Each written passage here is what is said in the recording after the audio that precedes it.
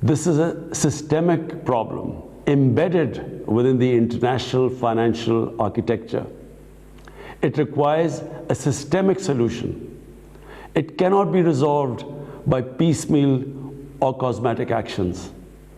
The magnitude of the illicit financial flows is staggering.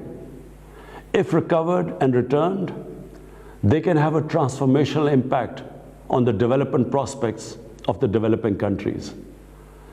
As the report says, this could enable the developing countries to eradicate poverty, reduce inequalities, build back better after the COVID crisis, address climate change, and strengthen human rights.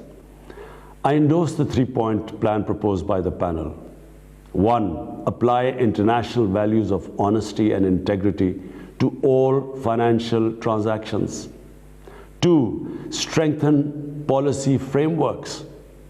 And 3. Reform and reinforce the relevant institutions dealing with these illicit financial flows.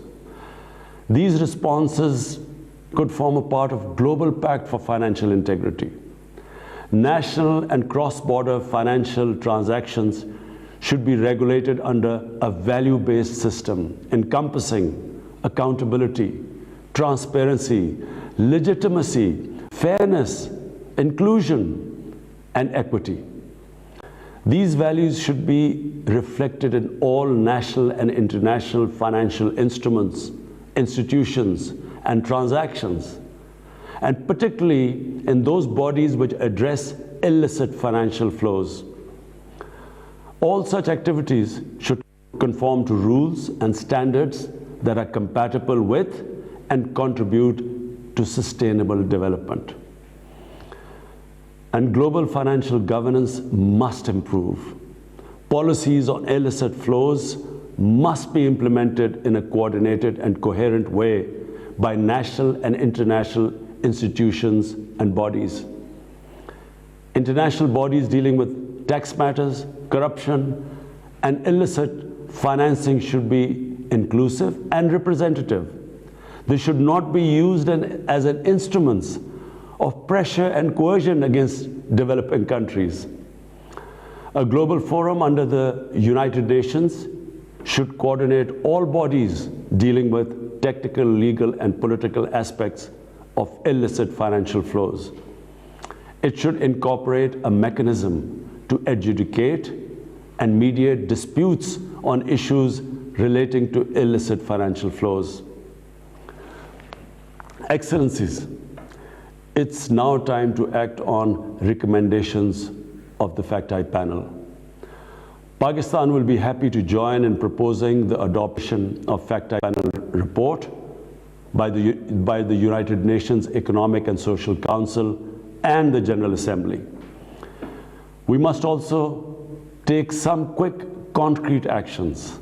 First, a commitment by haven countries to immediately and unconditionally return all foreign assets that are shown to be stolen or whose legitimacy cannot be explained.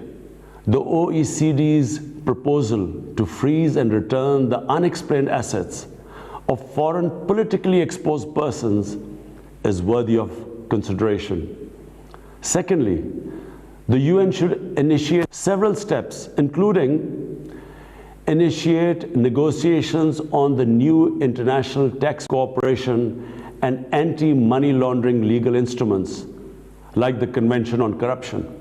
Adopt common principles identified by the FACTI panel that would apply to all financial transactions, and establish a UN coordination, adjudication, and mediation mechanism on illicit financial flows.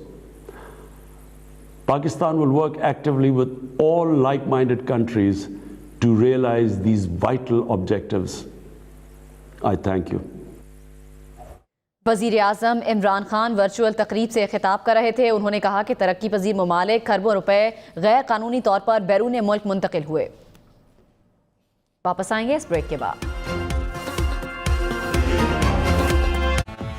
There's a new look trending जो है fridge free or smooth. Professional quality smooth. Only with new Tresemme Keratin Smooth, जिसमें है argan oil और keratin protein, जो दे 3 दिन तक frizz control और smooth hair.